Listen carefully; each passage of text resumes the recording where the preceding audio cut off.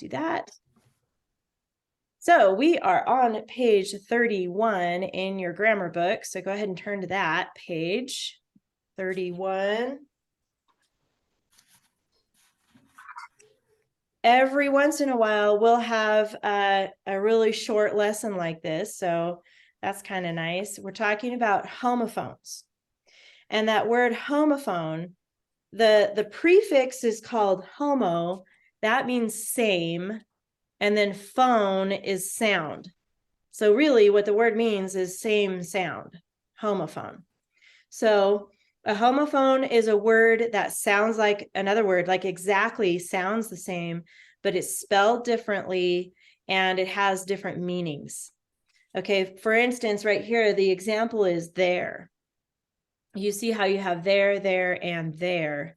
Well, they all sound the same, exactly, there, right? This is what's hard about English. Other languages don't have this, but English does. We have a lot of words that sound exactly the same, but are different meanings. So each one of these means something different, and they explain it here. So THERE, that word there is an adverb pointing to a place. Over there. There is the spot. Okay. And a way to remember that, if it's a little clue that I like to use, if I take off that T, I see the word here. And that's also a place, like over here or over there. So if you see it spelled THERE, that means it's a place over there. Or there is my pencil. I've been looking for it all morning. Something like that. Okay, and then THEIR is a possessive pronoun. Their gifts, the gifts belong to them, or their friends, or their books. It's usually a plural word, meaning more than one person. Olivia, did you have something to say? I'm still on week 5. Who Did I in skip a which week? closet? Wait, Yeah. Is that what you guys have too? Yeah, I'm like Yeah. so behind them. Week 6. I was on the wrong page. Thank you for telling me. Oh my goodness. Okay, let's go back. Let me fix that in my notes. Thank you, Olivia. All right, does that look better? This is page 25. Is that where you guys are at? Okay, good. Yes. Okay. You're like, wait a second, I'm so confused. 5, 6, 7, okay, 28. All right. Let's backtrack a little bit. Oh, and Mariah's coming in, so it's perfect timing. I'll let her in. We're talking about who which today. So this is a clause. And then you'll already have the lesson for next week. So there you go. The who which clause is a group of words that describes the noun that it follows. So this is a clause, which means it has a verb in it. And these are going to be something you're going to start eventually using in your writing. Good morning, Mariah. I'm glad you made it. So we're on page 25. Who refers to people, personified animals, and pets. So that personified animals just means, like in our story, the dog in the shadow, or have you heard of the story like the tortoise and the hare, for example? Those are animals, but they talk and they race each other. They do like human type things. So that's what that means, personified animals. So if you're ever talking about animals that are acting like humans, you use the word who to give a little more information about them, and pets. And then you use the word which when you're referring to things or animals just being animals, like a snake just being a snake, or a giraffe just being a giraffe. You use the word which if they're not talking or, acting like people. And then places. Okay. So these are ways you can add style to your writing. We're going to talk about that as we go here, but it says a who which clause must be added to a sentence that is already complete. Here's your example. The soldiers had traveled far. It's a good sentence. It's complete. You have the subject soldiers and what they're doing. They traveled. Okay, so that's a good sentence. But then if I want to add a who to it, if I put it like this, the soldiers who had traveled far, that word fragment means it's not complete anymore. It's kind of like it's leaving you hanging, like, okay, what happened after that? The soldiers who had traveled far feels like you need more information on there, right? So what happened here is it stole that verb traveled, it took it away from the original sentence, and now you need another verb after it in order for it to make sense. Like this one, the soldiers who had traveled far needed food. Now we have that word needed in there. That's another verb. So that now makes it complete, because when you add that who which clause, it like steals that verb away and you have to have another verb to make it complete. That makes more sense. And then here's another example. If you switch those around, the soldiers who needed food had traveled far. So that's the cool thing about these who which clauses. You can switch the verbs in the sentence, you can switch them around, but you got to make sure that there's two verbs, one for the who which clause and then one for the rest of the sentence in order for it to make sense. In this book, you're going to look for those clauses, the who which clauses, and then you're going to mark it with parentheses. That's what these are, around the whole clause. And then you're going to label it W/W. That stands for who which, because they both start with W. So that's how you label that. And then it says a little note here about commas. You place commas around the who which clause. So whenever you add one to a sentence, put commas around it. Okay. And then you're going to use these, like I said, in your writing pretty soon. And they're kind of fun to add. And you'll notice it really makes your story sound so much better when you add one of these. All right. Are there any questions about who which clauses here? If not, just shake your head no for No. Okay, good. And let's go to page 27. And let's see, Christopher, can you read the sentence for us today, please? The dwarf who bowed and walked away returned for a third time later that night. Okay, good. And the vocabulary word is bowed. And do you know what that means, to bow? No? Yes? Olivia, how do you explain that? What does bow mean? It's when you kind of bend over. It's kind of a meaning. It's kind of a movement that means hello. If you're in Japan, for sure, because they go like this with their hands and then they bend forward, that's a bow. But if you go to like a play where everybody's acting on stage and then at the end of the play, they come out and they take a bow. So it's basically like bending over, like almost like saying thank you, you know, everybody's clapping and stuff like that. So good. All right. So that's what bow means. So the dwarf, he bowed and then he returned for a third time later that night. So this is an ongoing story, as you guys know. So it's kind of leaving us hanging here, like what's happening. Under market, next to articles, go ahead and write in a and the at the top there. I like you to do that each time, just as a little reminder for yourself. Olivia? Can I use a pen when I'm writing in my grammar book? Good question. You can. That's okay with me. It's kind of a choice in your grammar. If you want to use pencil or pen, that's up to you. Later, when we start writing paragraphs, I do want you to use pen only. Okay, so these are easy. I want you to find all the a, ands, and thes. There's only two, and label those by yourself. Put a check mark at the top there. That's pretty easy. And now we're looking for nouns. So I'm going to have Lacey. Where are the nouns on this page? Remember, those are person, place, or thing. Dwarf. Dwarf. Good.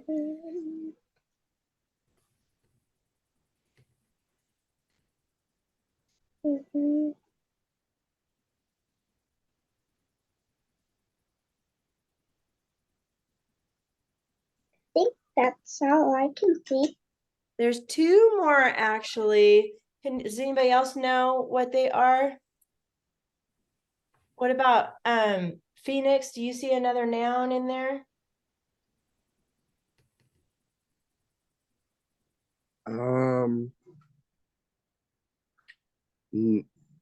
No. Okay, I think Olivia, do you see one? Night. Yes, night is one. Even though night is more like a time, but it is a thing. So considered a noun. And then the other one is time.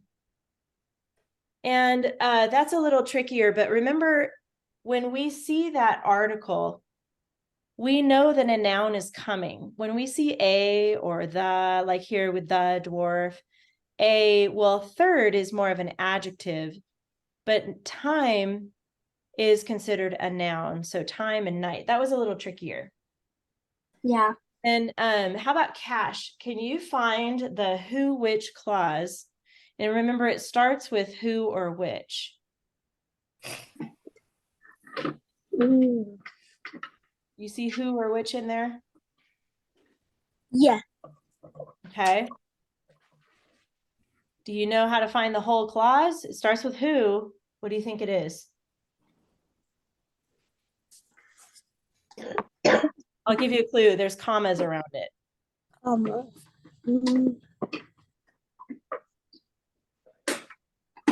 Oh, away. All the way to away. So read the whole clause right here. Who bowed and walked away. Good. So you're going to put parentheses like that.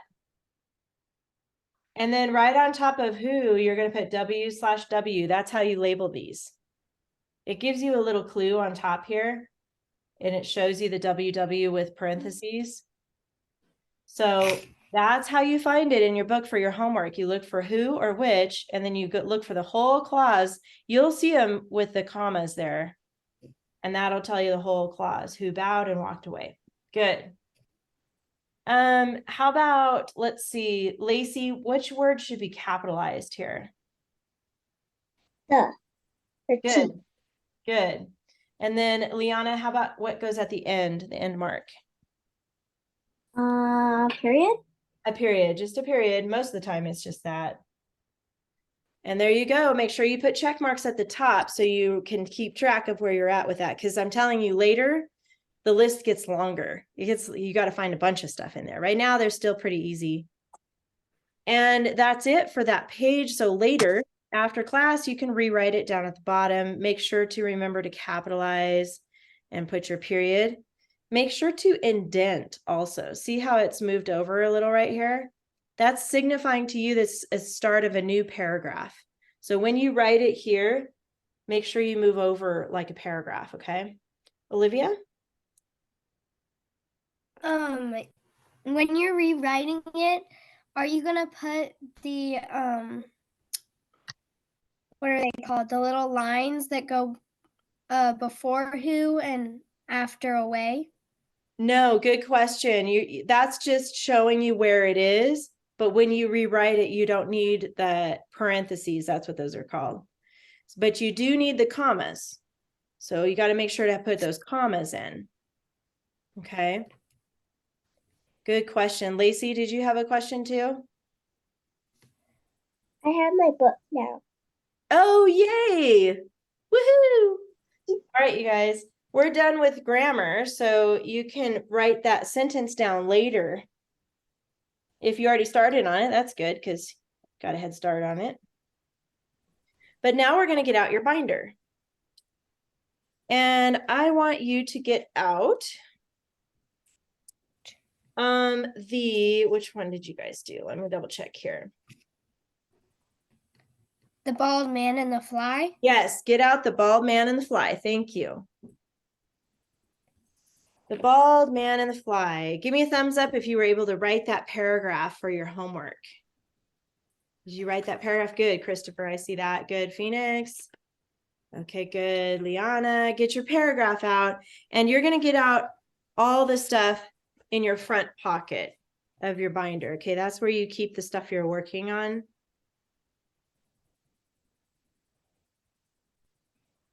And the first page I want to look at with you is this yellow one. So find that. It should be at the front pocket in your binder where you keep your work that you're working on.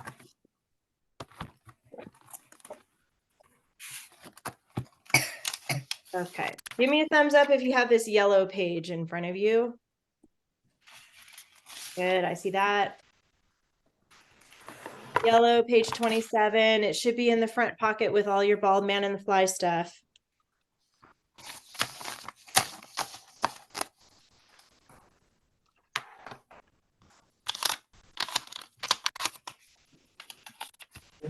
Did you find it, Lacey?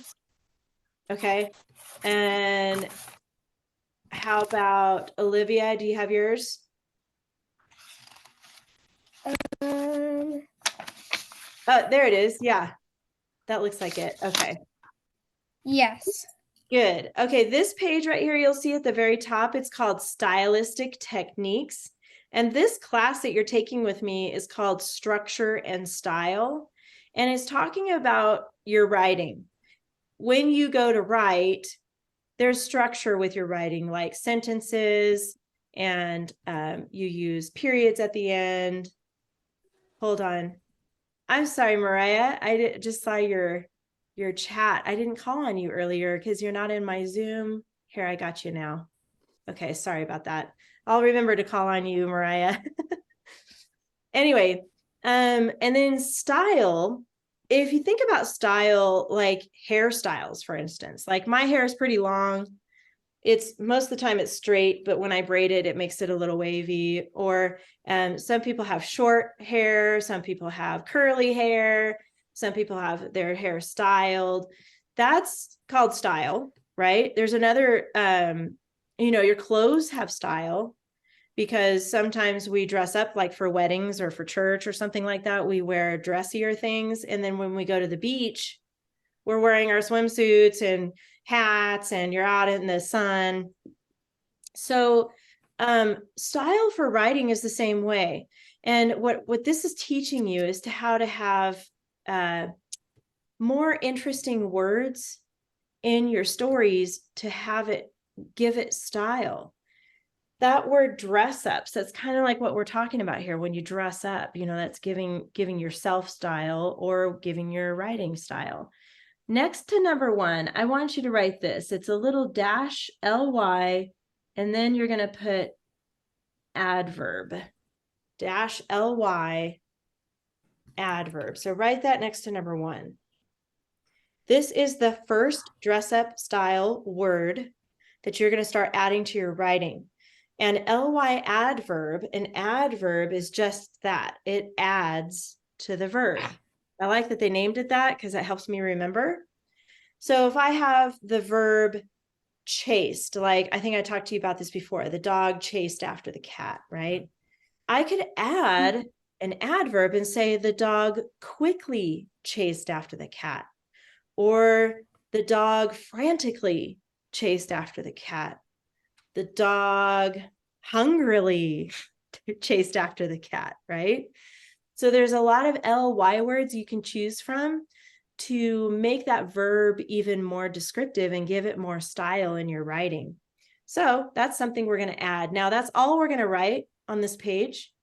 And you're going to keep this page in a certain part of your binder. But for now, I'll show you that later, okay? But now I want you to look at, actually get out your keyword outline from the bald man and the fly. This one here, the keyword outline. You did that one last time in class. And at the bottom, underneath your outline, if you have room, if you don't have room, you can use the back of the paper. But I want you to skip a line and put dash ly adverbs here. And put a colon, because I'm going to have you make a list of some ideas of how you can add these to your writing. So thinking about the bald man and the fly,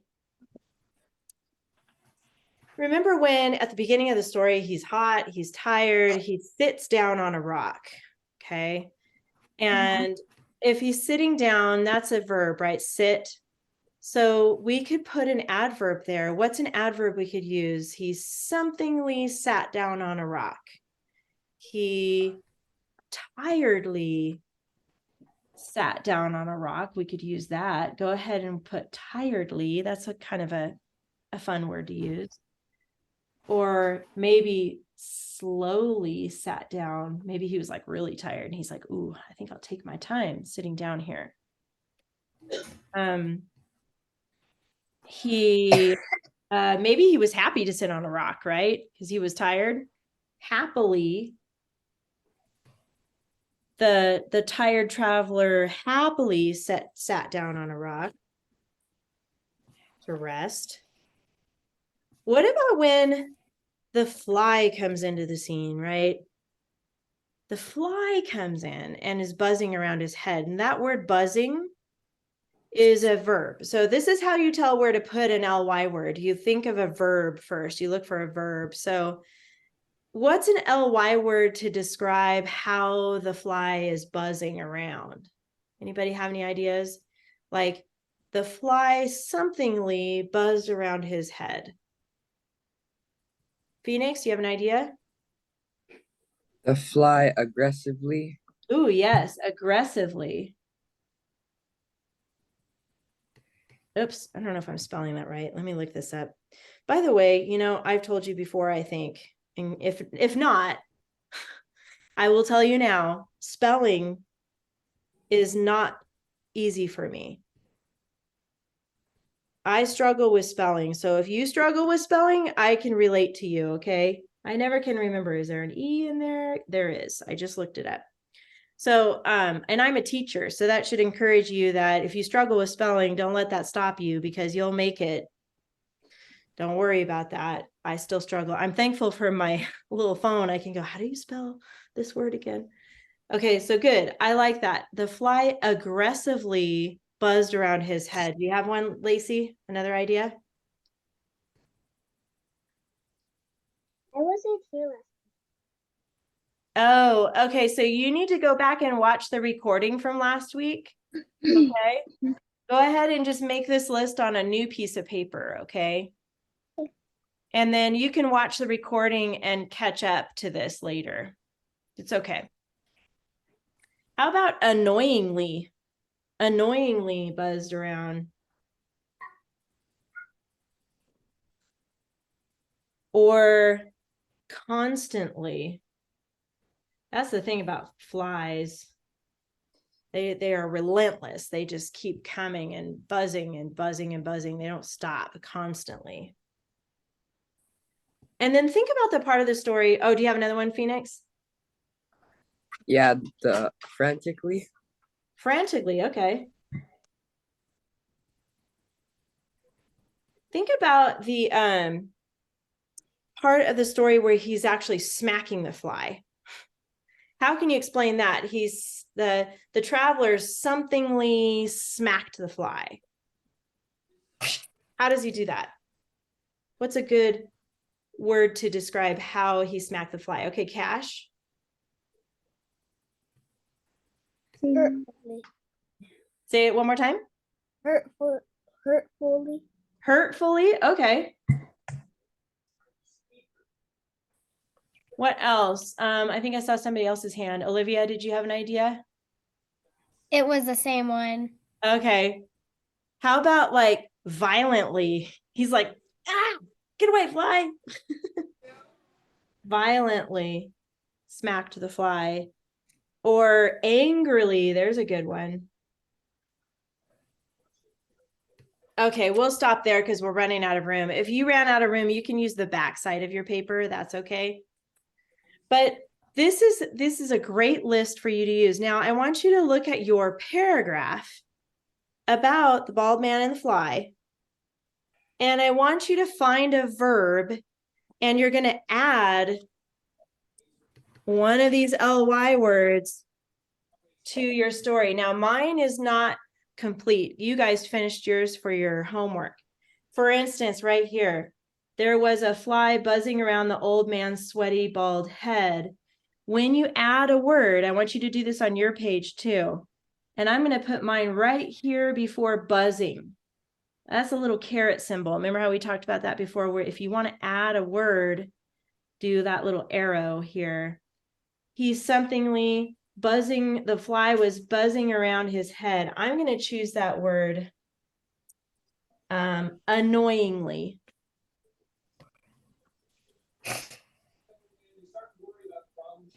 Annoyingly. So now it says, there was a fly annoyingly buzzing around the old man's sweaty bald head. If you want to use a different word like constantly or one of those other ly words, you can. And then what I want you to do is underline it like that.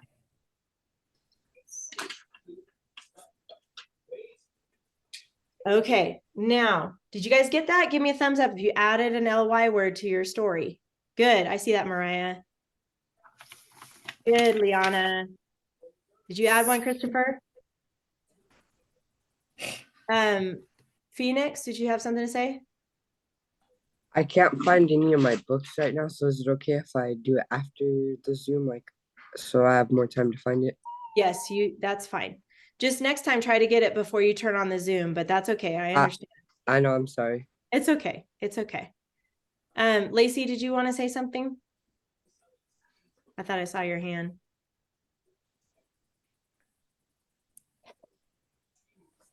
No? Okay. It's okay. It's okay. I know you didn't do this part yet because you weren't there last week. You can just watch, okay, Lacey? It's okay. Anyway, I want you to find this page right here. This is the checklist. So this should be in your stack of stuff that you're working on right now. This is page 29. I want to go over a couple things on this checklist. Now, when you write your paragraph, and you already wrote your paragraph, but this is important for you to use when you write your paragraph because this is telling you what you need in the paragraph, okay? So I'm going to review this checklist with you. It's page 29. And at the top, of course, you put your name. And then the source text, you can just copy this, the bald man and the fly. Put that at the top here. And then as you go, while you're writing that, I'm just going to talk about these little boxes here. This is a checklist. So this is telling you what you need to have in your paragraph. And as you finish them, as you finish each item, you're going to put a little check mark in the box. So when you look at your paragraph that you wrote about the bald man and the fly, did you remember to put your name and date in the upper left-hand corner? If you did, put a check in that box. If you forgot that part, write your name in there now, your name on the upper left. I think we did because we did this part together last week. You put your name and your date up here, and then you can check that off. And then it says composition double spaced. Olivia? In the upper left-hand corner, we just put our name on the line. We didn't put it in any corner. Well, that's what that means. That's considered the upper left-hand corner. I don't mean like way at the top edge. I don't want it way up here. I don't want that. I just mean like right upper left-hand corner. It's right here. That's a good question, Olivia. So that's the spot. And then remember how we did all these little X's to help us double space?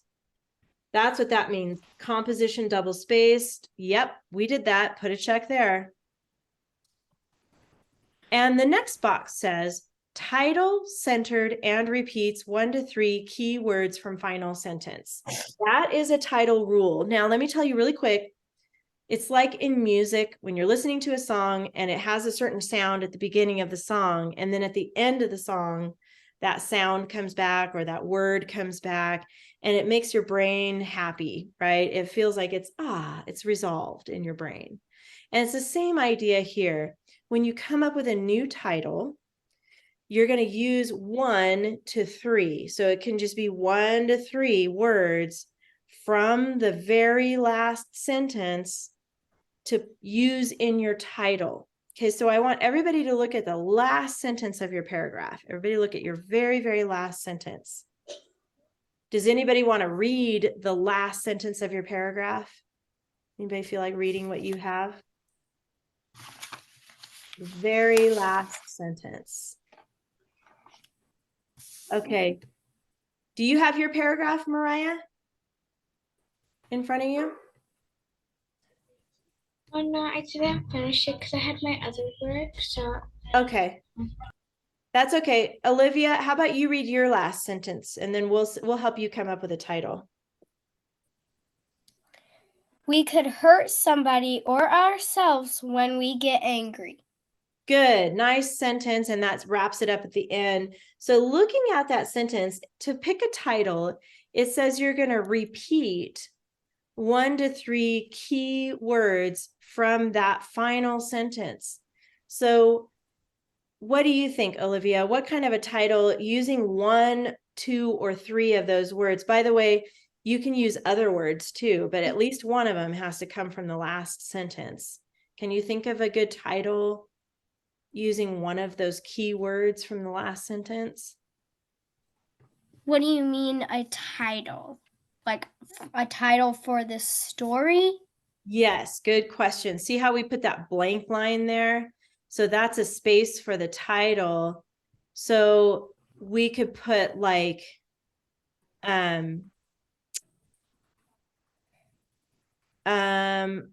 stop getting angry or something like that, because you use that word angry in your last sentence, right? That's a key word.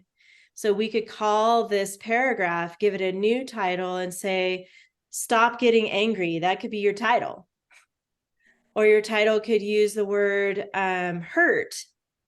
Don't hurt yourself or something like that. Do you have an idea, Olivia? Uh-huh. Okay. The angry man. The angry man. Perfect. There you go. Because that word angry is in your last sentence. So you can use that in your title. So I like that. Let's call it that. If you guys have a different idea on yours, you can call it something different. But that spot here with the line, that's a holding spot for your title. And you want to follow the rule and make sure that at least one of these words is in your last sentence, okay? So I think most everybody has the word angry in the last sentence. If you have not finished writing your paragraph yet, when you finish, try to think of a new title that you can give your writing. So every time we rewrite something in this class, you're going to give it a different title, okay? And that's the title rule. And then notice here, it says you can skip this box where it says checklist on top, final draft, rough draft. That's only if we were in person together in a classroom. But since we're online, you don't have to worry about that box. But then coming down here to style, it says dress ups. And now you see that ly adverb. That's when you want to make sure you have one of those in your paragraph, which we did. We put it right here, annoyingly, and then we underlined it. And that is what it says here, underline one of each. And right now, that's all you have is the ly adverb. But that list is going to get longer as we go through this whole binder. Okay, Olivia, did you have a question? I put something different on my page instead of annoyingly buzzing around. Okay, what did you use? Once there was a hot traveler who tiredly wanted to sit down on a rock and take off his hat. Perfect. I love it. And that's a good spot for it. Did you remember to underline it too? Yes. Good. Okay, that's right then. Good job. And that you didn't have to do the same one I did, so that's fine.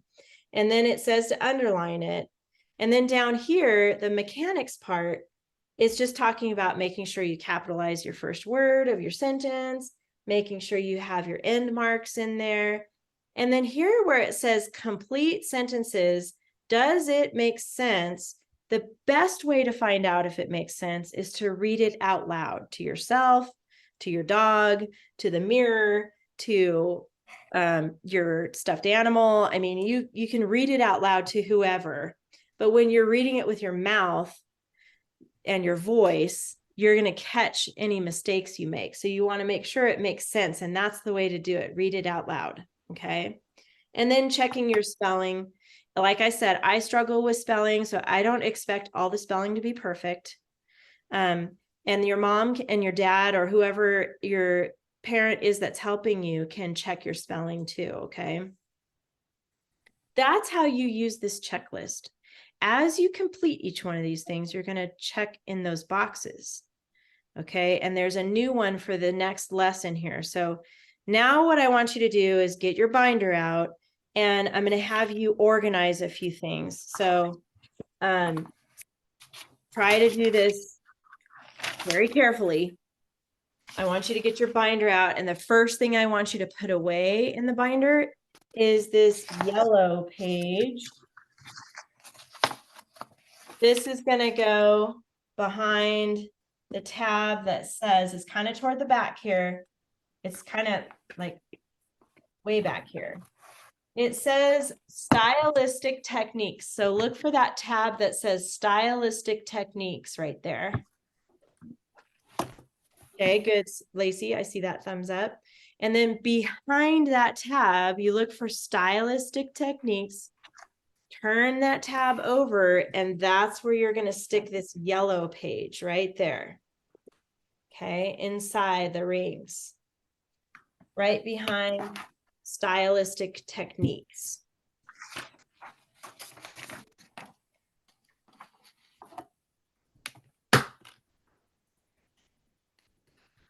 Okay.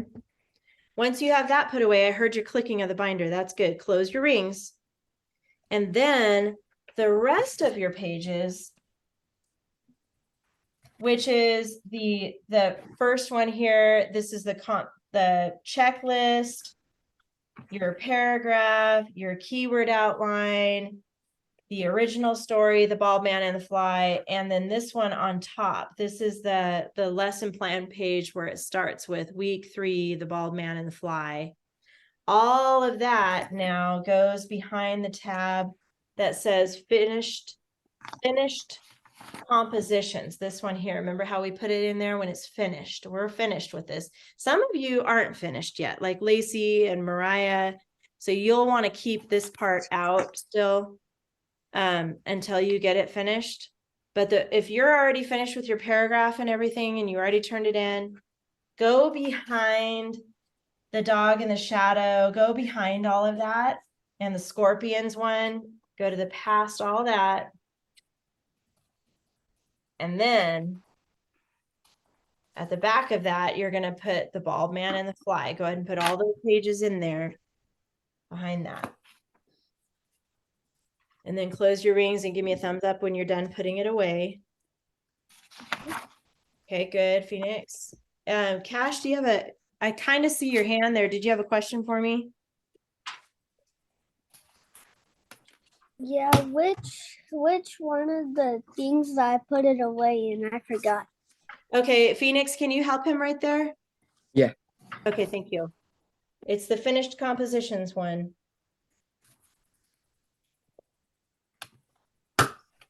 Did you get it put away, Liana?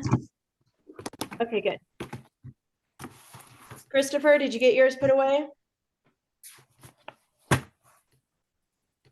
I don't have the finished composition.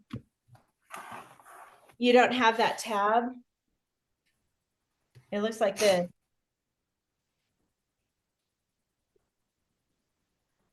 Finished compositions.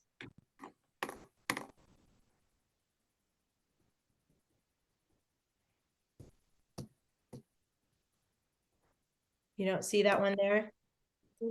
Maybe after class, you can have your mom help you, okay, Christopher? I'll text her so she can help you with that. And then go back to the front, because now we're going to get out the next lesson, okay? So go back to the front here, inside. And everybody needs to do this. Go to source text, that first tab, source text tab. And when you turn that page, you should see week 4, the fox and the stork. See that one, week 4, fox and the stork. So take out, open your rings and take out week 4.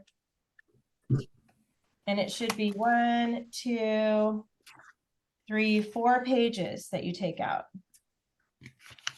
And take out all of them. And when you see week 5 camels, don't take that out. Leave that one in there, okay? Just take out all of week 4. And there's 4 pages there to take out. And then make sure to close your rings.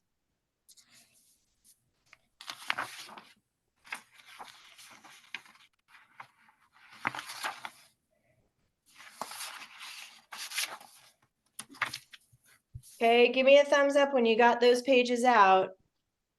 Good, and you need 1 piece of lined paper. So make sure you get a piece of lined paper out too.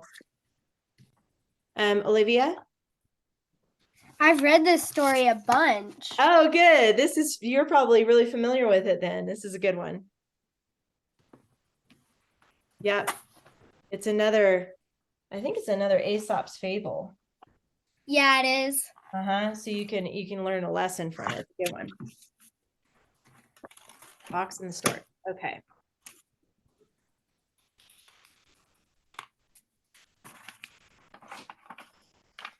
Everybody good? Did you find it, Mariah? Okay, good. All right. The first thing we want to do is read the story. So look for this one, page 35. We'll start with this page. I'm going to read this story.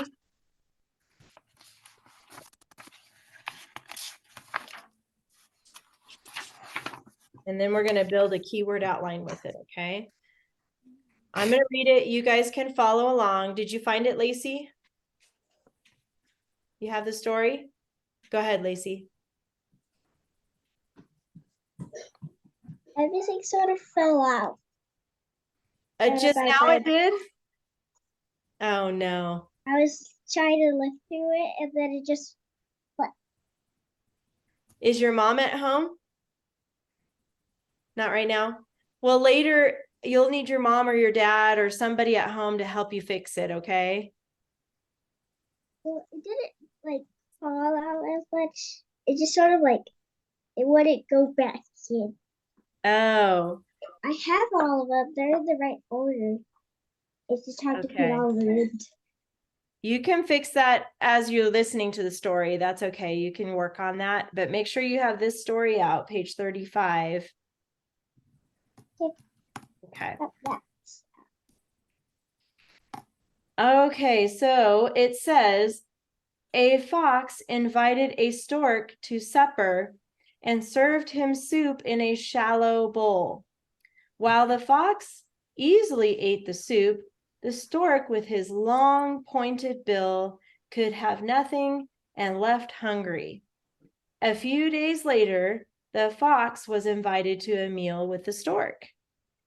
Their dinner was mincemeat, and that's just basically like meat and raisins and nuts and stuff. That's its type of meal, mincemeat. Served in a tall jar with a small mouth. With his long bill, the stork easily ate from the jar, but the fox could only lick the rim. Thus, the fox went away disappointed and hungry. However, he realized that he had received what he deserved, considering his bad treatment of the stork. And here's a good picture. This is the part when, the stork invited the fox over, and the stork is enjoying the meal because he can reach in there with his beak, right? It's easy for him to. But the fox has a short nose, a little small nose, and he can't get inside there. And look at his face. He's like, how dare you invite me over for dinner and I can't even eat, right? He's got that look in his face. But he did the same thing to stork when he had stork over. So a shallow bowl is short this way. It's almost like a plate, something really shallow. And the fox could easily lick it up, right? But the stork with his bill that's really long like that, he couldn't eat the soup. So it's kind of a paisy-backsy moment right there. Anyway, what is the lesson we can learn from this story? This has a little life lesson that we can learn. Mariah, what do you think? To share. Say it again. To share. To share. Okay. Yeah, that's part of the lesson. Did they share with each other though? I mean, they did, but they kind of tricked each other. Even though they shared a meal together, it was hard for them to eat it. What about you, Cash? What do you think? What's another lesson? Never treat others how you want to be treated. Never treat others how you want to be treated, or treat others how you want to be treated? I think that's what you mean. Treat others. There you go. I think that's what you meant. That's called the golden rule. Have you guys heard that one before? Treat others how you want to be treated. So, because if you treat others like the fox was being rude, right, and didn't let the stork eat his food because he served it in a shallow bowl, well, the stork did the same thing back. So always treat others how you want to be treated. That's right. That's a good lesson to learn from it. Okay. Now, with your lined paper, I want you to go ahead and start by putting your name. This is the top left corner right here. Even though it's not the tippy top, this is what we're calling it right here, that top line on the left here. Your name goes there. Today's date is October 11th, 2023. That's the date. Always put the date there. Then I want you to skip a line and put the fox. Notice and the are not capitalized. I'll tell you why in a second here. And the stork, the fox and the stork. Go ahead and copy that down. Now, when you write a title, there's a couple of rules about that. The first word is always capital. No matter what that word is, it's going to be capital. And then in a title, the key words are capital. Little words like and the, they don't need to be capital in the middle here. The other thing about a title is you do not need a period because it's not a sentence. It's the title or the name of the story, right? The fox and the stork. So just pay attention to that when you capitalize your title. It's like the book title or a movie title. Anytime you have a title of something, that's usually the rule. The first word is always capital and then the keywords beyond that. Okay. This story, now underneath that, I want you to put KWO. Liana, what does KWO mean again? Do you remember? Keyword outline. There you go. Keyword outline. Good job. This story has 7 sentences, so skip a line here. And then I want you to write 1 through 7.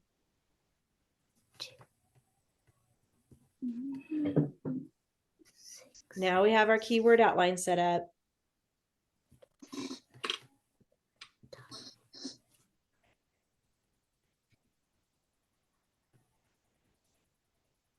Okay, now we're going to do the same thing with this story. Each sentence, we're going to pick those key words and build this outline, okay? So let's look at the very first sentence for number 1. We have a fox invited a stork to supper and served him soup in a shallow bowl. Now we have the fox and the stork. Those are the 2 main characters, but we're going to have to try to keep track of who's doing the inviting and who's serving what. So what I want you to do right now is circle the F in fox and circle the S in stork, because we're going to use those as symbols now. So on next to number 1, the first thing that happens is fox, and now we can put an F with a circle, and we know that that means fox, right? That's a symbol. We don't have to count it as a word. He invited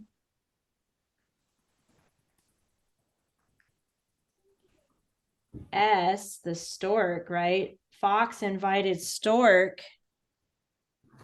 And I'm going to put supper. And then he served him soup in a shallow bowl. So it's kind of hard to pick one more word here. But for me, I'm going to pick the word shallow because that's really important in the story. That tells me it's like a short bowl this way. Do you have an idea, Olivia? And then you can draw a bowl. That'll work. Yep. Let's do that. Shallow. And then I'm going to draw kind of like a bowl like that. It kind of looks like a little dog bowl or something.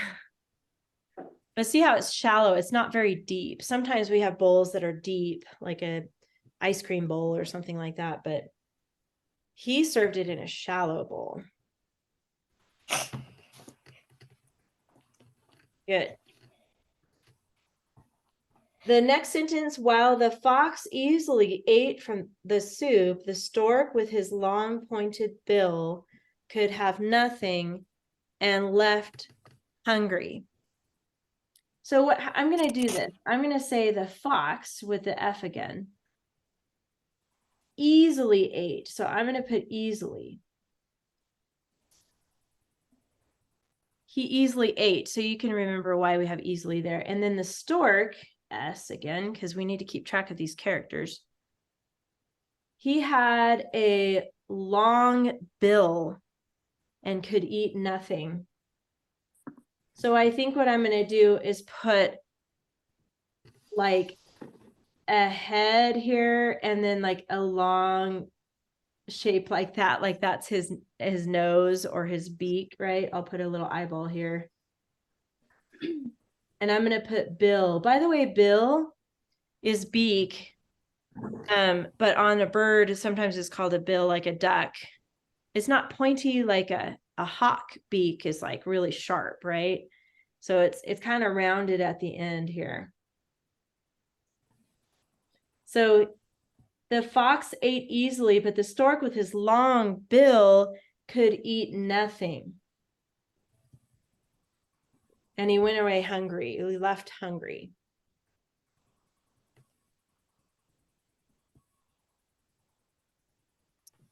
Okay.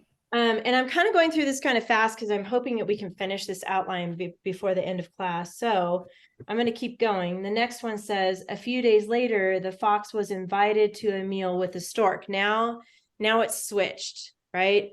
The stork invited the fox. At first, the fox invited the stork. So now we can say the stork invited the fox, right? We're switching it now to dinner.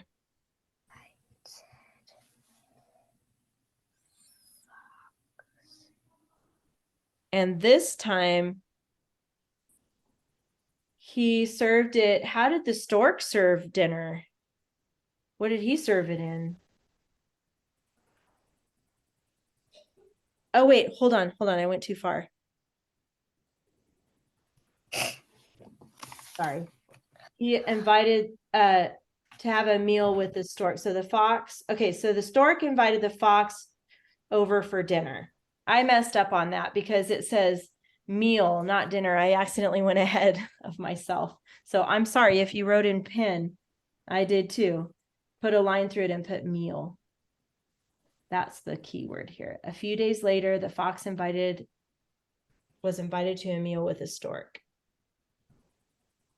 In this one, I think I only need 2 words here because we've got the stork invited fox to a meal. That's okay. We can leave it like that.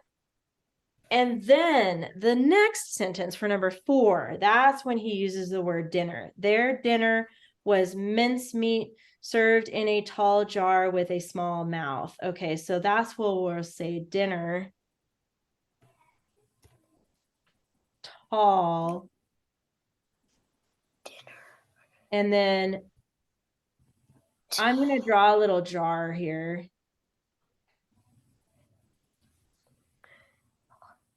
Small. And then I'm going to draw a mouth here.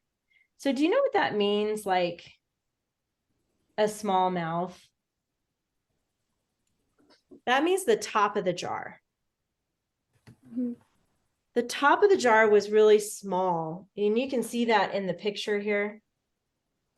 And so his beak is so small, it's long. So he was like, "Ooh, I'm gonna eat all the way to the bottom there." He can eat the whole thing in the jar, right? But the fox couldn't reach in there. His head couldn't fit, his mouth couldn't fit. All he could do was lick the rim. So the mouth of the jar is that opening. That's what that means at the top of the jar. Okay, so dinner, tall, jar, small, mouth. Oh, here, let's point to the mouth here. That way we can remember what that was. A little symbol there. We don't have to count that. So let me ask Liana. Okay, how can we do the next sentence? Look at this one. With his long bill, the stork easily ate from the jar, but the fox could only lick the rim. How are we going to put that on our keyword outline? Have any ideas?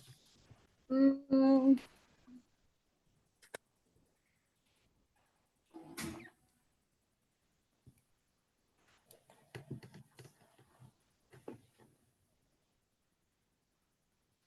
We could start by saying S for stork, right?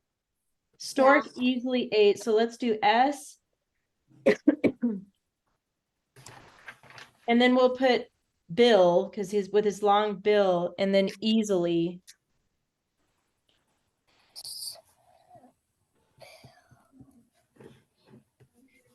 And then Liana, then what about the fox? What could he do? He could only do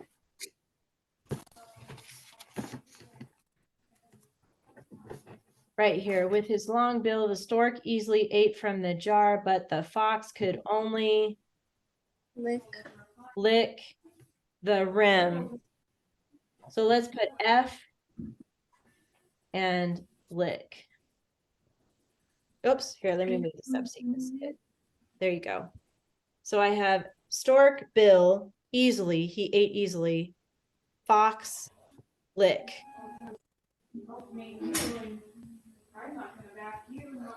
Okay. Well, we ran out of time. So here's what you guys are going to do for your homework, okay? You're going to finish the keyword outline. You only have 2 sentences left right at the end of your story here. There's 2 sentences left. You're going to finish the outline. Finish those two sentences here, and then we're going to write the paragraph, okay? Don't forget to follow the checklist. I know we're out of time, but look at that checklist really quick with me. It's this one here. This is page 37. It's part of those pages that you got out. Okay. And it says the fox and the stork at the top here. As you're writing your paragraph, as you do these things, you're going to put little check marks in there. And one of the things on here is a new title. Title centered and repeats 1 to 3 key words from final sentence, like we practiced with the bald man and the fly. Same thing for this one. You're going to give it a brand new title on your story. And then make sure to include at least one ly adverb, okay, in your story. Did you have a question, Olivia? Do we have any grammar homework? Yes, you do. Grammar 2, those 2 pages or 3 pages actually, as part of the week. You finish that week. So yes, you do your grammar, 3 pages, finish this outline. It shouldn't take you very long. You just have 2 sentences left here. And then write your paragraph. That's what your homework is, okay? I always put the homework on Google Classroom, so you can look on there if you forget what you need to do for homework. Just look on Google Classroom and it'll explain to you what your homework is, okay? You guys have any questions for me about your homework? no. No? Okay, that's it for today. You guys did good. I know we did a lot today, so good job with that. And we'll read your paragraph next week. I can see how it came out, okay? It felt shorter. What, Mariah? It felt shorter. It went by fast, huh?